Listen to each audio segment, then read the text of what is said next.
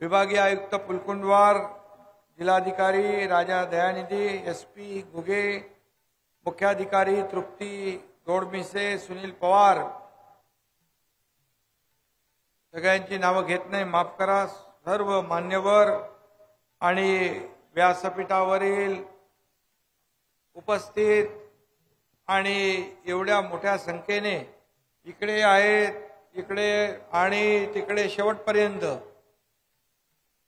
बांधव भगिनी, मातांनो आणि पत्रकार मित्रांनो, खरं म्हणजे सांगली जिल्ह्याचं नाव काढलं डोळ्यासमोर येतो तर या जिल्ह्याने लढलेला स्वातंत्र्य संग्राम, इथल्या प्रति सरकारने इंग्रजांच्या नाकीनऊ आणले होते, त्यांना सळो की पळो करून सोडलं होतं आणि या भूमीतूनच नाट्य संस्कृतीची सुरुवात झाली. एकीकडे कुस्तीवीर तयार झाले आणि मोठमोठे उद्योजकही या मातीत घडले, अनेक नामवंत व्यक्तिमत्व या मातीमध्ये घडली, अशी माती आहे. आणि म्हणून अनेक उत्तम प्रशासक, अधिकारी, दूरदृष्टी असलेले नेते, सामाजिक नेते, राजकीय नेते या मातीने घडवले. आणि म्हणून सहकाराचा पाया देखील याच मातीमध्ये रचला गेला. असं हे आपला सांगली जिल्हा आहे. आणि म्हणून आज आपण सकाळपासूनच खासदार धैर्यशील माने यांनी कामाचा धडाका लावला. सकाळी माता भगिनींना मी सांगू इच्छितो की पहिला कार्यक्रम महिला सक्षमीकरणाचा झाला. जवळपास 80,000 महिला त्या कार्यक्रमाला उपस्थित होत्या, महाशिवरात्री असताना देखील. आणि आपण देखील महाशिवरात्रीचा कार्यक्रम आणि जागतिक महिला दिन असतानाही एवढ्या मोठ्या संख्येने भगिनी, माता उपस्थित आहेत, त्यांचं मी मनापासून स्वागत करतो. माझे बांधव इकडेही आहेत, इकडे आहेत, त्या सगळ्यांचं मनापासून मी स्वागत करून त्यांना शुभेच्छा देतो. खरं म्हणजे आज जागतिक महिला दिन, महाशिवरात्री हे दोन कार्यक्रम आहेत.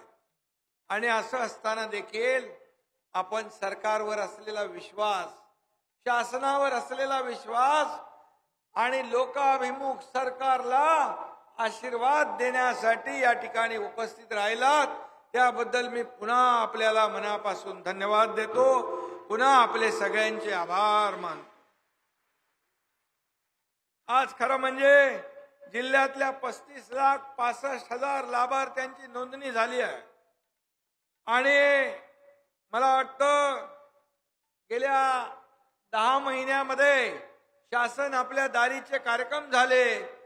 या अमोल कुठे, या कार्यक्रमामधून जवळपास 4.5 कोटी लाभार्थ्यांना या शासन आपल्या दारीचा लाभ मिळाला. पूर्वी देखील हे लाभ होते, योजना होत्या, निर्णय होते, लाभार्थी होते, परंतु लाभ मिळवून घेण्यासाठी जे काही कष्ट घ्यायला लागत होते, हेलपाटे खायला लागत होते, खेटे मारायला लागत होते, कटकटी करायला लागत होत्या, त्यामुळे तो लाभार्थी तो लाभ घेण्याचा नाद सोडून देत होता. आणि हेच आम्ही ओळखल्यानंतर आम्ही ठरवलं, हे शासन सर्वसामान्यांचं आहे, गोरगरिबांचं आहे, शेतकऱ्यांचं आहे, कष्टकऱ्यांचं आहे, कामगारांचं आहे, वारकऱ्यांचं आहे, माझ्या माता भगिनींचं आहे, तरुणांचं आहे, ज्येष्ठांचं आहे. आणि मग हे सरकारच्या योजना जर त्यांना मिळत नसतील ते सरकारचा उपयोग काय. आणि म्हणून आम्ही ठरवलं शासन आपल्या दारी हा कार्यक्रम घेण्याचा. मग कलेक्टर, बीडीओ, सीओ, तहसीलदार, तलाठी गावागावात जाऊ लागले, नोंदी करू लागले.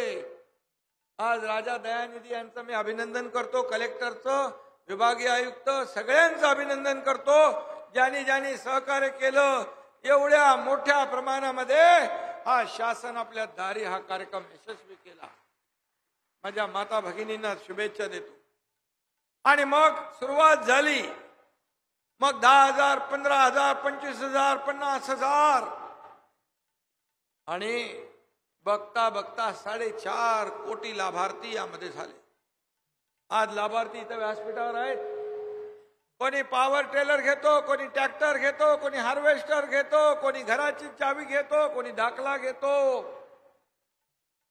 असे अनेक जे लाभ आहेत, हे लाभ आज व्यासपीठावर कधी आयुष्यामध्ये कोणी बघितलं नव्हतं. लाभार्थी व्यासपीठावर बसून लाभ घेऊन जातात आणि उरलेले लोकांना जागेवर गावामध्ये लाभ देण्याचा उपक्रम हाती आपण घेतला. अनेक राज्यातल्या लोकांनी विचारलं मला, जेव्हा भेटतात तेव्हा, हे शासन आपल्या दारी काय, ये शासन आपल्या दारी क्या है? बोले शासन अपने द्वार पे, मतलब सरकार घर में नहीं बैठता है, सरकार लोगों के द्वार पे जाता है और लोगों को मदद करता है. ऐसा ये शासन अपने द्वार पे, ये हमारी योजना है.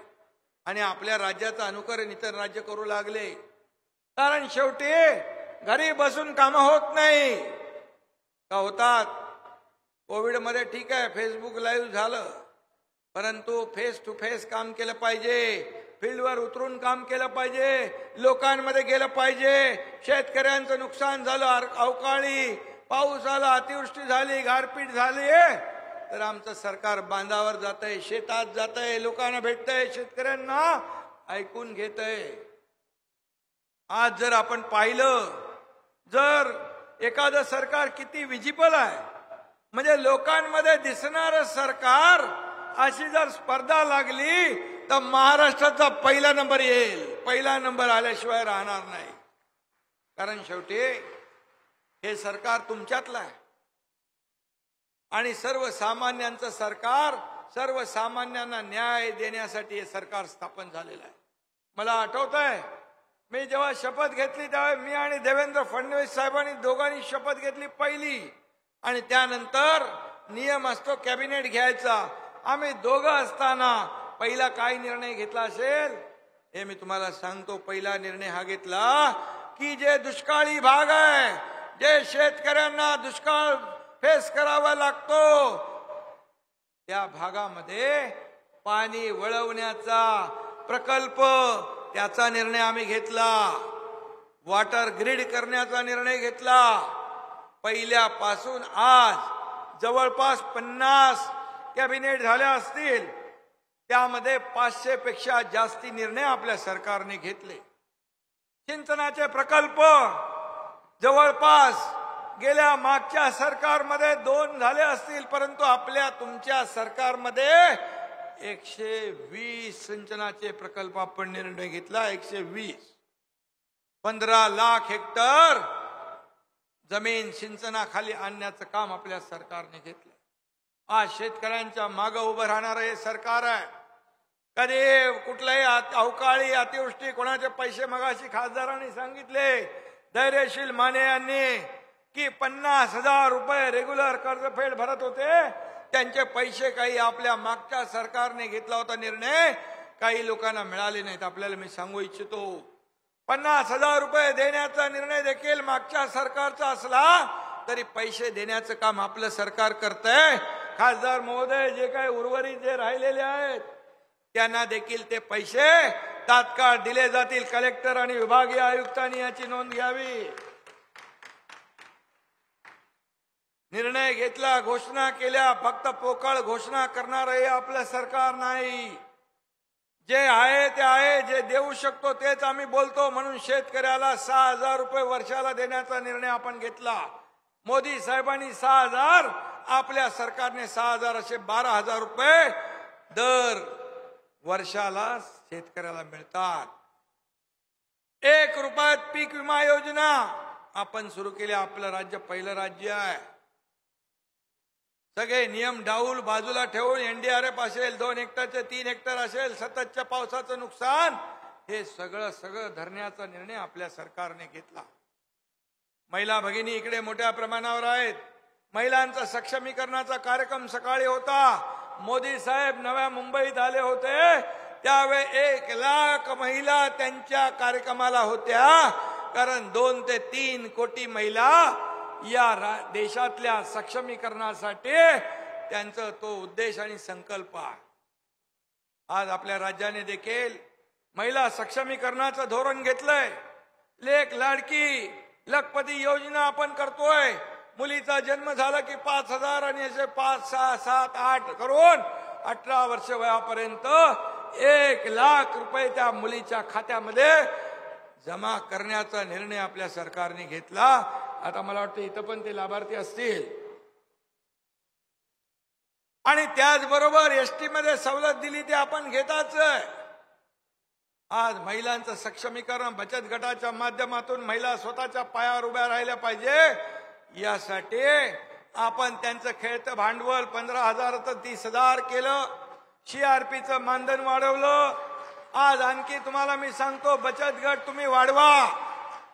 बचत गटाला कलेक्टर विभागीय आयुक्तांना सांगू इच्छितो, यांचं प्रॉडक्ट जे आहे त्याचं ब्रँडिंग करणं, त्यांचं मार्केटिंग करणं, विक्रीला देखील त्यांना स्टॉल उपलब्ध करून देण्याचं काम आपण करा. जसं आपण ठाणे मुंबईमध्ये जसं आपण एक दिवाळीला आपण एक्झिबिशन सेंटर करतो, त्या ठिकाणी लोकांच्या वस्तू विकण्यासाठी ब्रँडिंग करा. त्यांना जागा मिळवून द्या. आणि रोटेशन मध्ये या महिला बचत गटांना न्याय देण्याचं काम आपल्याला करायचं आहे. आणि म्हणून मी आपल्याला एवढंच सांगतो, महिला सक्षमीकरण असेल, महिलांचं आरोग्य असेल, या ठिकाणी माझी माता सुरक्षित तर कुटुंब सुरक्षित ही योजना आपल्या सरकारने आरोग्य विभागाने आणली. 1.5 लाखाचं महात्मा ज्योतिबा फुले योजना आपण 5 लाखावर नेली. आता प्रत्येकाच्या परिवारामध्ये 5 लाखापर्यंत उपचार मोफत देण्याचा निर्णय आपल्या सरकारने घेतलाय. तिथं कुठल्याही अटी शर्ती नाहीत. 12.5 कोटी जनतेला त्याचा फायदा होणार. करोडपतीला पण आणि सर्वसामान्य माणसाला पण या सगळ्या अटी शर्ती काढून टाकल्या. 3-3.5 कोटी महिलांची तपासणी केली आपल्या प्रपंचात, आरोग्यात. या महिला आपल्या तब्येतीकडे, आपल्या आरोग्याकडे दुर्लक्ष करतात. म्हणून आपल्या आरोग्य विभागाने ती योजना सुरू केली. आज अनेक योजना आरोग्य विभागाच्या आपण करतोय. आणि म्हणून विचार आपल्याला जे अशा प्रकारचे शासन आपल्या दारी, महिला सक्षमीकरणाचे कार्यक्रम, हजारो लोक यायला लागले. त्यामुळे विरोधकांकडे काय राहिले? शिव्याशाप देण्याशिवाय, आरोप प्रत्यारोप करण्याशिवाय. त्यांच्या पायाखालची वाळू सरकली आहे. आरोप प्रत्यारोप करत बसतात. पण आम्ही हा एकनाथ शिंदे त्यांच्या आरोपाला आरोपाने उत्तर नाही तर अशा कामातून उत्तर आम्ही त्यांना देणार. आणि त्यांना त्यांची जागा तुम्ही दाखवणार. आणि म्हणून काही लोकांचं रडगाणं चालू आहे. मी काय राजकीय बोलत नाही. हे चोरलं, ते चोरलं, रोज चालू आहे. काय चोरायची काय वस्तू आहे ती? ते विचार आहेत. बाळासाहेबांचे विचार, बाळासाहेबांचे आचार, बाळासाहेबांची भूमिका घेऊन या राज्यामध्ये आपण सरकार स्थापन केलं. मी अभिमानाने सांगतो की एक शेतकऱ्याचा मुलगा तुमच्या समोर आज भाषण करतोय. आज मला सांगायला अभिमान वाटतो की कुठलेही निर्णय राज्यकर्त्यांच्या हितासाठी आम्ही घेतले नाहीत. जे निर्णय घेतले ते तुमच्यासाठी, लोकांसाठी, महिलांसाठी, शेतकऱ्यांसाठी, गोरगरिबांसाठी घेतले. पहिले उद्योगधंदे आले की माझं काय, अरे माझं काय पेक्षा या राज्याचं काय, मला काय मिळालं यापेक्षा मी या राज्याला काय दिलं, मी माझ्या गोरगरिबांना काय दिलं, माझ्या सर्वसामान्य लोकांना काय दिलं हे पाहिलं पाहिजे. का शेतकऱ्याच्या मुलानं मुख्यमंत्री होऊ नये का? असं काय लिखा करारनामा? का सोन्याचा चमचा घेऊन आलेला माणसाने मुख्यमंत्री व्हायला पाहिजे? अरे सर्वसामान्य मुख्यमंत्री जेव्हा होतो तेव्हा सर्वसामान्यांच्या वेदना, व्यथा, अडचणी, दुःख तो जाणून घेतो. आणि म्हणून मी आपल्याला एवढंच सांगतो, हे सरकार सर्वसामान्यांचं, हे सरकार काम करणार आहे. हे सरकार तुमचं, माझं कुटुंब माझी जबाबदारी नाही. ही माझं कुटुंब हे अख्खा महाराष्ट्र आहे. तुम्ही सर्वजण या मुख्यमंत्र्याचे परिवार आहात, कुटुंबीय आहात. आणि मला तर वाटतं हे मी सगळ्यांनाच मुख्यमंत्री समजतो. आणि मला सीएम म्हणजे चीफ मिनिस्टर आहे, परंतु माझ्या लेखी सीएम म्हणजे कॉमन मॅन, सर्वसामान्य माणूस, अशा प्रकारचं मी काम करतोय. आणि हेच पोटदुखी आहे, हीच पोटदुखी आहे, हाच पोटसूळ आहे. आणि म्हणून त्यांच्या पोटदुखीसाठी देखील राज्यामध्ये 700 ठिकाणी बाळासाहेब ठाकरे आपला दवाखाना मोफत इलाज करून ठेवलेला आहे. तुमच्याकडे आहे की नाही धैर्यशील? आपला दवाखाना करून घ्या. तुमच्याकडे कोण पोटदुखीवाले असतील तर त्यांना मोफत होईल. आणि म्हणून हे सरकार पूर्णपणे लोकाभिमुख आहे, सर्वसामान्यांच्या जीवनामध्ये बदल कसा होईल हे पाहणार आहे. आणि म्हणून आज धैर्यशील तुमचं मनापासून मी अभिनंदन करतो. या ठिकाणी एवढंच सांगतो, तुम्ही आजच्या दिवसामध्ये खूप मोठा बॅकलॉग असलेला भरून काढलेला आहे. अनेक कार्यक्रम आपण घेतले, हजारो लोक त्याच्यामध्ये सामील झाले कार्यक्रमामध्ये. आणि हे सर्व लाभार्थी आहेत, हे सर्व आपले लाभार्थी आहेत. आणि म्हणून मोदी साहेबांनी गेल्या 10 वर्षामध्ये, गेल्या 50-60 वर्ष जे काम झालं नाही ते 10 वर्षात केलं. आपल्या देशाला जगाच्या नकाशावर नेऊन ठेवलं. आपल्या देशाचं नाव मान मरातब जगामध्ये रोशन केलं. जगभरात आपल्या देशाचा डंका अभिमानाने आज पिटला जातोय. आज आपला देश आर्थिक महासत्तेकडे नेण्याचा संकल्प त्यांनी केला. $5 ट्रिलियन संकल्प आणि निर्धार मोदी साहेबांनी केलाय. त्यामध्ये आज आपल्याला मी सांगतो, काही लोक गरिबी हटाव म्हणायचे, गरिबी हटली नाही, पण गरीब हटला, गरीब संपला. परंतु मोदी साहेबांनी 25 कोटी लोकांना गरिबीतून वर काढलं, दारिद्र्य रेषेच्या बाहेर काढलं. आज 80 कोटी लोकांना कोविड मध्ये जे अन्नधान्य मोफत देत होते, ते कोविड संपल्यानंतर देखील पुढचे 5 वर्ष 80 कोटी लोकांना मोफत राशन देण्याचा ऐतिहासिक निर्णय घेतला. हे देणारं सरकार आहे, हे देणारं सरकार आहे, हे घेणारं नाही. केंद्रातलं आणि राज्यातलं डबल इंजिनचं सरकार या राज्यामध्ये काम करत आहे. आणि म्हणून डबल इंजिनचा डबल फायदा तुम्हाला झाला पाहिजे, यासाठीच आम्ही मरमर मरतोय, रात्रंदिवस काम करतोय, रस्त्यावर फिरतोय, शेतामध्ये जातोय, सगळीकडे लोकांना भेटतोय. आणि म्हणून आज जिकडे जावं तिकडे लोक हसत मुद्रेने, हसत मुखाने स्वागत करतात, आशीर्वाद देतात. काही किती लोक भेटतात. आज माय भगिनी या ठिकाणी आहेत, माझे बांधव आहेत. आज प्रत्येक कार्यक्रमामध्ये अशी तुफान गर्दी, तुफान उत्स्फूर्त असा प्रतिसाद आज सण उत्सव असताना देखील आपण लावलेली आहे. आणि त्यामुळे मी आपल्याला एवढंच सांगतो, महिला भगिनी असतील, शेतकरी असतील, कष्टकरी असतील, कामगार असतील, तरुण असतील, या सर्वांसाठी मोदी साहेबांनी देखील अनेक लोकहिताचे निर्णय घेतले. हे तरुण आपल्या भारताचं वैभव आहे. भारत हा तरुणांचा देश आहे. भारत हा कृषी प्रधान देश आहे. आणि म्हणून हे ओळखून अनेक योजना दिल्या, त्यांना आपल्या योजना आपण जोडल्या. आणि त्यामुळे आज देशाचं नाव, मी मगाशी म्हटल्याप्रमाणे, आज उद्योग आपल्याकडे काय येत आहेत? उद्योग येण्याचं कारण आपल्या राज्यावर विश्वास आहे.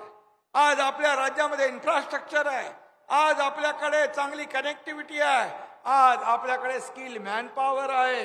आज आपल्याकडे कायदा सुव्यवस्था आहे. आज आपल्याकडे इंडस्ट्रीची पॉलिसी चांगली आहे. आपलं राज्य pro people, pro development, pro industry आणि आपल्या सगळ्यांना न्याय देणारं सरकार आहे. आणि म्हणून अनेक रोजगार उद्योग येत आहेत. या मागच्या महाविकास आघाडीमध्ये असताना आणि गेल्यानंतर सांगता उद्योग पळाले पळाले. अरे उद्योगपतीच्या घराखाली बॉम्ब तुम्ही ठेवाल तर उद्योगपती पळतील, नाही तर काय? त्यांना एक विश्वास द्यायला लागतो. आणि म्हणून सरकार आपलं आल्यानंतर या मुख्यमंत्र्यांनी दावोस मध्ये जाऊन 2 वर्षात 5 लाख कोटीचे करारनामे केले, 5 लाख कोटी, आणि 3 लाख लोकांना रोजगार मिळणार आहे. हे सरकारचं काम आहे. हे सरकार थांबत नाही, बसत नाही, वेगाने काम करतंय. म्हणून मी आपल्याला मनापासून शुभेच्छा देतो आणि मोदी साहेबांचं देखील मनापासून अभिनंदन करतो. 10 वर्षामध्ये त्यांनी इतिहास घडवलाय. गेल्या 50 वर्षात घोटाळेबाज सरकार म्हणून, या ठिकाणी भ्रष्टाचारी सरकार म्हणून अनेक केसेस झाल्या, परंतु 10 वर्षामध्ये आपल्या प्रधानमंत्र्यांवर एकही भ्रष्टाचाराचा डाग विरोधक लावू शकले नाहीत. हेच आपलं वैशिष्ट्य आहे. आणि म्हणून मी आपल्याला एवढंच सांगतो, आज जे काम आपल्या खासदारांनी, आपल्या आमदारांनी केलंय त्याची पोचपावती देण्याचं काम आपण करणार आहात, एवढा विश्वास व्यक्त करतो. आणि पुन्हा एकदा सगळ्यांना मनापासून धन्यवाद. जय हिंद, जय महाराष्ट्र. आणि वारणा धरणग्रस्त चांदोली अभयारण्यामधल्या काही मागण्या आहेत, अडचणी आहेत, त्या आपल्या धैर्यशील माने आणि गौरव नायकवडी यांनी माझ्याकडे दिल्यात. त्याच्याबद्दल एक तात्काळ बैठक घेऊ आणि आपण त्याच्यामधून निर्णय घेऊ.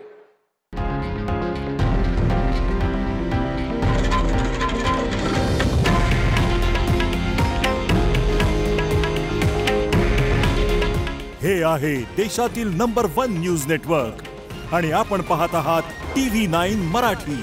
काळजी तुमची, हित महाराष्ट्राचं.